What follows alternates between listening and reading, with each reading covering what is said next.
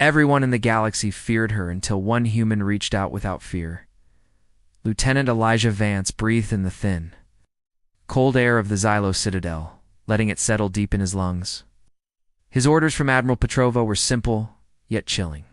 Walk into the heart of the galaxy's most feared empire, stand before its monstrous empress, and find a way to kill her.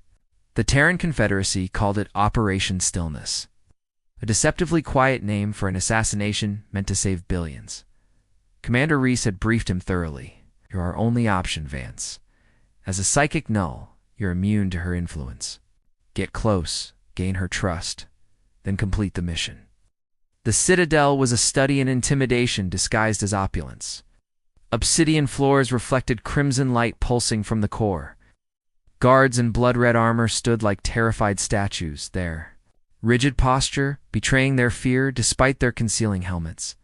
The silence was suffocating. It's like standing in the eye of a hurricane rather than some distant space station. Captain Oren, the Terran diplomatic liaison, had warned him about the effects of Empress Vera's presence. Her mind is a weapon, he'd explained. The crimson energy isn't just for show, it's a manifestation of power that can destroy sanity. As the final blast doors opened, Elijah felt the pressure change like descending too quickly underwater. The throne room was a cavernous amphitheater, and at its center, on a dais of jagged black metal, sat the source of the galaxy's dread. He observed the elite Crimson Legion guards, their trembling bodies barely contained by their armor. One officer had black fluid leaking from beneath his helmet seal, visible evidence of the psychic assault rather than merely standing in her presence. Then he saw. Her Empress Vera was a natural disaster, given form. Her verdant green skin contrasted sharply with her violent crimson hair and elegant horns, great feathered wings the color of arterial spray folded behind a throne that resembled a torture device. Her eyes glowed with molten red light, surrounded by the infamous crimson storm that warped reality itself. High Lord Kalen watched from the sidelines, his ancient Xylo face an unreadable mask of calculated interest. Elijah approached steadily, his regulation boots clicking rhythmically on obsidian. The pressure intensified a physical weight combined with a high-pitched keen vibrating behind his eyes. He felt phantom heat against his skin, echoes of the agony crippling the Xylo soldiers around him. But for him it was just noise on a dead channel. He did not flinch. He saw her glowing eyes widen in shock. The guards stared, momentarily forgetting their pain. He continued up the dais steps until he stood before her, the crimson energy washing over him harmlessly. He saluted crisply, looking directly into the face of the monster he'd been sent to destroy. The silence transformed into pure, unadulterated shock as she rose from her throne with fluid predatory grace. The energy field pulsed with her emotion, causing nearby guards to cry out in agony. But Vera didn't notice her gaze was locked on him with disbelief and ravenous curiosity. "You," she breathed, her voice a resonant hum, "you feel nothing?" Asterisk dismissed, Vera commanded, her voice sending fresh waves of psychic pain through the room. "All of you, leave us." The guards and courtiers scrambled to obey, relief palpable as they fled. When the doors hissed shut, Elijah found himself alone with the Empress. The crimson aura around her settled to a steady, menacing hum as she descended the dais steps. Her movements combined regal grace with predatory focus as she circled him, her glowing eyes never leaving his face. "Every living thing in this galaxy recoils from my presence," she said, her voice softer now with dangerous intimacy. "Their minds burn, their bodies seize, yet you stand there as if in a summer breeze." "What are you?" "A human, Your Majesty," Elijah replied evenly. "Lieutenant Elijah Vance, of the Terran Confederacy." "A human," she repeated, tasting the word. "I've read the reports. A primitive, psionically inert species from a galactic backwater." The reports were clearly incomplete. Dr. Sanya Mirza, the Confederacy's foremost xenobiologist, had explained his condition. "Your neural pathways are uniquely chaotic, Vance, where others have structured readable minds. Yours is an impenetrable void to telepaths." Vera stopped. Before him, close enough that her aura's heat warmed his face. Her hand rose slowly with visible tremor hesitation born from a lifetime of inflicting pain with every gesture. "Chief." Medical Officer Benson had told him that her guards wore insulated armor and her attendants used mechanical proxies. She had likely never felt living skin against her own. Elijah remained perfectly still, neither reaching for his weapon nor bracing himself. This moment was the fulcrum upon which his entire mission balanced. Her fingertips, hesitant and trembling, brushed against his gloved hand. The crimson energy flared momentarily, then settled. She drew a sharp, shocked breath, her eyes widening further as molten red swirled with raw emotion. Slowly, with the reverence of finding a sacred relic, she placed her full palm against his hand.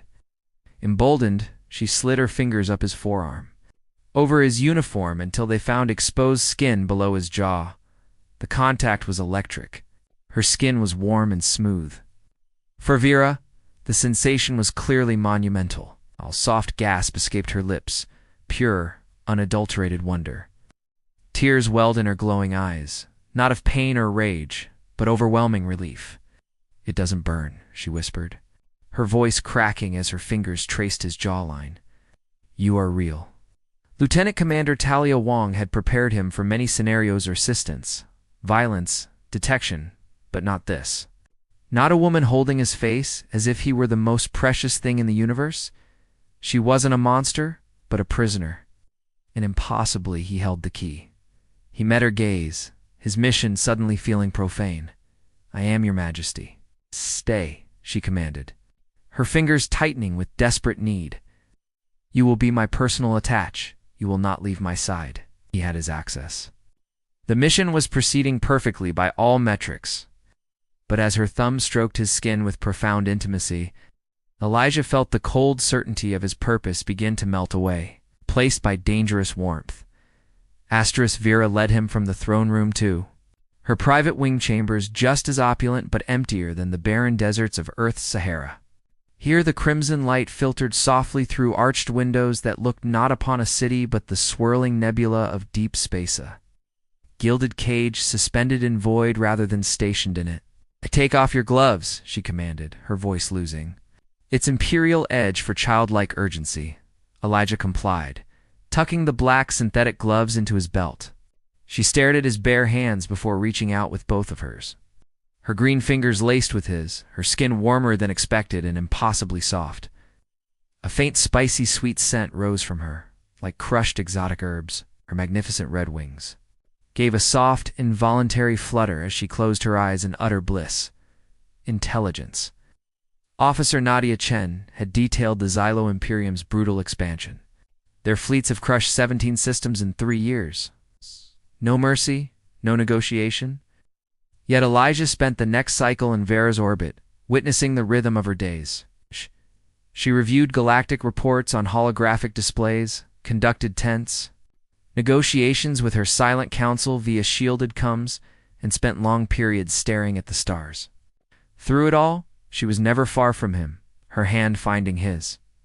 Her fingers tracing the veins on his arm, he discovered the truth of her reputation. She was indeed ruthless in political decisions, her logic cold and sharp. She spoke of crushing rebellions and annexing systems with detachment that chilled him. Yet this was the same woman who would press his hand to her cheek and sigh contentedly. Her glowing eyes softening. Professor Ilana Takeda, the Confederacy's foremost cultural anthropologist, would have been fascinated by this dichotomy, paradox of a tyrant desperate for connection. One evening, Vera led him to a vast sterile chamber housing a single enormous hydropod. "This is my garden," she said bitterly. Inside the translucent tank, a single perfect white flower, bioluminescent and ethereal, floated in nutrient gel. "The handmaiden brings it to me. She says it smells of mountain rains on Zeo's prime." Her voice softened. "I have never felt rain." "A what?" "Does it feel like?" she asked, suddenly vulnerable. "Cold at first, then clean," he replied. "It washes everything away."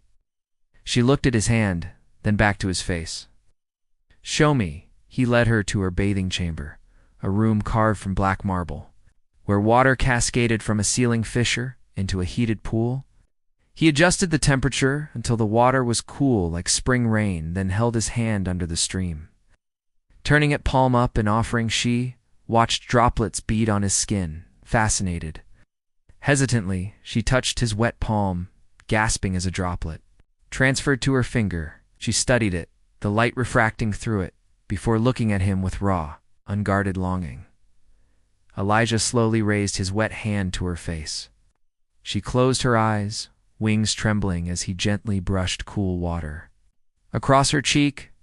Her lips parted in a silent, shuddering sigh as he drew his thumb along her jawline, leaving a glistening trail on her green skin. Weapons specialist Marcus Domingo had detailed 23 ways to kill a Zelo. None of them involved this. Empress leaning into his touch like a starved creature, her entire being focused on the simple sensation of a human hand, cool water, and the absence of pain. The air grew thick with an attention having nothing to do with psionic energy. Her glowing eyes opened, locking with his vulnerable longing now mingled with intense desire. That night marked a turning point. Tentative touches gave way to deeper intimacy. Air explored the texture of his skin, the hair on his arms, the muscle of his shoulders, as if committing every detail to memory. For Elijah, the rigid discipline that had defined his life began to fray. Communication specialist Maya Rodriguez had warned, "Remember your objective. Your neural anomaly makes you immune to her powers, not her charm." Yet he found himself telling Vera things he'd never told anyone, painting pictures with words of Earth's oceans, crowded cities, the chaotic mess of human life. In return, she revealed glimpses of her crushing power, the academic loneliness of a mind that processed galactic strategy like simple arithmetic, but had never learned the equation for friendship. The silent council grew agitated by his constant presence. He felt their eyes on him in the throne room. High Lord Kalen watched him with unnerving stillness, his gaze filled with cold, possessive animosity. "They are afraid," Vera murmured one evening, as they stood by the viewport, her head resting on his shoulder, her wing draped over his back. "Of you. They fear a key that might unlock a door they have spent a lifetime sealing." Before he could ask what she meant, a summons chimed in, urgent, mandatory summons. Vera stiffened, dread returning to her eyes. A full psionic broadcast to the outer garrisons. "I am required on the throne." She squeezed his hand in silent reassurance that felt more like goodbye and swept from the room. On the throne, the crimson storm roared to life more violently than ever. The guards groaned under the strain as Vera closed her eyes and began the broadcast. Elijah watched helpless as minutes stretched on. She grew paler, the vibrant green of her skin dulling to a sickly shade. Then it happened. A tremor ran through her body. Her eyes snapped open with shock and pain. A terrible silent scream erupted as a concussive wave of psionic force that threw guards from their feet. The crimson storm exploded into chaotic vortex, then vanished completely. Vera slumped forward, gasping and convulsing before sliding from the throne to the obsidian steps. "Seize him," Lord Kalen shrieked, pointing at Elijah. "Get her back!" To the throne, Elijah vaulted the dais steps, ignoring the guards. He reached Vera, scooping her into his arms. She was terrifyingly light, her body limp. Instead of following orders, he turned and ran for a small panel in the wall behind the throne, slamming his palm against it as plasma bolts seared the air. Behind him, he carried her through dark corridors to her private chambers, laying her gently on her bed. Her eyes fluttered open, the red glow nearly extinguished. "The throne," she rasped, weakly clutching his uniform. It was feeding. "Too much, what do you mean, feeding?" he asked, kneeling beside her. "It is not a throne, Elijah. It is a parasite, and it is killing me." His world tilted. The mission, his orders, the entire political landscape. Lies. She wasn't a monster, but a victim, a power source being drained by a machine. Her agony weaponized by those supposed to serve her. "They have controlled my family for generations with it," she whispered. "The storm is a symptom, the pain it causes. Others is a fraction of what I feel when it feeds. They keep me isolated, feared, a perfect figurehead, a perfect weapon. No one could get close enough to learn the truth, until you. Strategic Commander Dominic Fraser had emphasized the mission's importance. This assassination will prevent a war that could cost billions of lives. But Elijah now understood. His mission wasn't to prevent war, but to preserve the Council's power. They had likely leaked intelligence to the Confederacy themselves. Knowing any conventional assassin would be destroyed by her aura, they wanted her dead, but on their terms, allowing them to install her younger sister as the next battery. They never planned for a human anomaly. They never planned for him. They made a mistake, Elijah said, his voice hardening with resolve as he took her hand. They sent the one person in the galaxy who could save you. Her weak fingers tightened around his. A glowing tear rolled down her cheek. They will kill us both. Let them try, he said, pressing his lips to her forehead in unassailable allegiance. There. Conspiracy began during her recovery. Away from the throne, Vera's strength returned. She directed him with a tactical mind honed by years of silent observation. The throne is powered by a geothermal conduit to the planet's core, she explained, projecting a schematic. But its control systems are in the Council's chambers. Combat engineer Zara Patel would have been impressed by their methodical planning disabling bioscanner security. Navigating maintenance tunnels, timing palace guard rotations, in the narrow passages, his hand always guided her through darkness, her wings brushing against his chest. Once, a patrol drone sent them pressing into a tiny alcove. In absolute darkness, her heart beat frantically against him, her breath warm on his neck. He lowered his head, finding her lips in the darkness there, kissed desperate and silent. Fusing terror and passion, they made their plan. Vera would create a diversion while Elijah accessed the Council's sanctuary to disable their control over the throne. The night of their move, tension crackled like lightning across a summer sky. Once we do this, there's no turning back, she warned, her red eyes locked on his. I made my choice when I crushed my communicator, he replied. I'm with you. She created a psychic pulse as diversion. Elijah slipped through the tunnels, reaching the access point above the Council chambers. He bypassed the bioscanner, but something was wrong. Alarms blared throughout the Citadel. Intrusion detected. Citadel lockdown initiated. Here at the Empress is compromised. Secure the asset. The trap had been sprung not for him, but for her. Captain Loriana of the Crimson Legion burst through doors with elite soldiers, plasma rifles leveled at him. The human anomaly, her voice crackled through her helmet, the High Lord predicted. You would be a problem. Outnumbered and outgunned, Elijah relied on asymmetrical warfare tactics. He shattered light fixtures, creating chaos in strobing darkness. He fought his way toward the throne room, knowing that's where they would have taken her. He emerged onto a high gantry overlooking the scene, Vera strapped to the throne, crimson storm raging around her. Lord Callan stood on a platform, manipulating controls. The final protocol is engaged. Consciousness is nearly burned away. Once gone, her power will be ours to command. Elijah slid down a decorative chain to the amphitheater floor as guards turned their weapons on him. The psychic maelstrom was like walking into a furnace, but he pushed forward. His only goal to reach her, Captain Loriana met him at the dais, base with an energy blade. He evaded her attack, sliding past her up the steps. A plasma bolt struck his shoulder, the pain blinding. As Loriana moved to finish him, she stepped too close to the throne. The unchecked power lashed out, destroying her instantly. Gritting through agony, Elijah lunged the final distance, wrapping his arm around Vera and pressing his face into her neck. The universe exploded as psychic energy flooded into him, a tsunami of raw force and pain beyond imagination.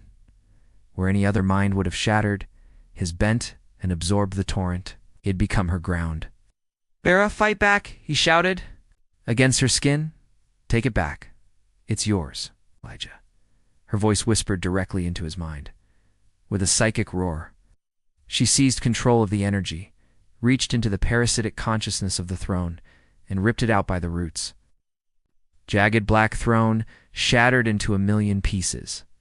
Standing slowly, Vera addressed her legion with calm authority. Your Empress has been a prisoner. The Silent Council are traitors. Arrest them. The Legion captain knelt. Your Majesty, as you command.